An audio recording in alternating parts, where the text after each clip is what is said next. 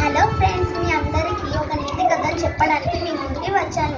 ఆ నీతి కథ పేరే తెలివైన మేక. ఒక అడవిలో ఒక చిన్నారి మేక ఉండేది. ఆ చిన్నారి మేక ఒకరోజు ఒక మాయా తేనెని తన చేతిలో పెట్టుకొని వస్తుంది. హఠాత్తుగా ఆకాశంలో నల్లని మబ్బులు ఏర్పడతాయి మరియు భారీగా వర్షం పడుతుంది. ఆ మేకకి ఏం చేయాలో తెలియక ఇంకా ముందుకు సాగుతుంది. అలా వెళ్తుండగా అక్కడ ఒక మంచి గుహ కనిపిస్తుంది. ఆ గుహలోకి వెళ్ళగానే మేక నిర్ఘాంతపోతుంది. ఎందుకంటే అప్పటికే అక్కడ 3 జంతువులు ఉన్నాయి. ఆ 3 జంతువులే సింహం, తోడేలు మరియు పులి. ఆ మేకకి అర్థమైంది ఏంటంటే వీళ్ళు నన్ను తినడానికి చూస్తున్నారని. ఆ సింహం, పులి మరియు తోడేలు దాన్ని ఆఖరిగా చూస్తారు. సింహం దాని చేతులు ఏముందా అని తెలుసుకోవడానికి ఆతృతగా ఉంది. అలా మేకకి అర్థమైంది వీళ్ళని తింటారు, అందుకే నేను ఒక మంచి కథను అల్లుతాను అని తెలివిగా ఆలోచించింది. అలా సింహం అడుగుతుంది, నీ చేతిలో ఏమి ఉంది చిన్నారి మేక అని అడుగుతుంది.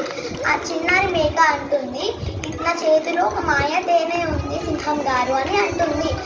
ఆ సింహం ఏమంటుంది, చిన్నారి మేక నాకు తేనె గబగబా వచ్చి నాకు ఇవ్వు అని అంటుంది.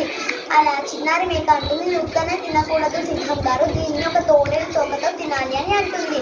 సింహం తోడేలు ముఖాన్ని చూడగానే ఆ తోడేలు గుహని విడిచి వెళ్ళిపోతుంది. ఆ సింహం ఆ తోడేలు పట్టుకోవడానికి వెళ్ళబోతుండగా పులికి చెబుతుంది, ఈ చిన్నారి మేకని ఎక్కడికి వెళ్ళనివ్వకు, ఇక్కడే గుహలో ఉంచు అని సింహం అని దాన్ని వెంబడిస్తుంది తోడేలుని.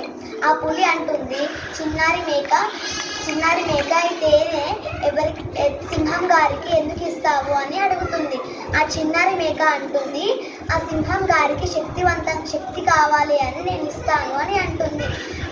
అలా మేక మరొక్కసారి ఆలోచించి, అయ్యో నేను ఒక పెద్ద తప్పు చేశాను పులి గారు, మీరు సింహం గారిని మరొకసారి పిలుస్తారా అని అడుగుతుంది. అలా పులి అంటుంది, ఏం తప్పు చేశావు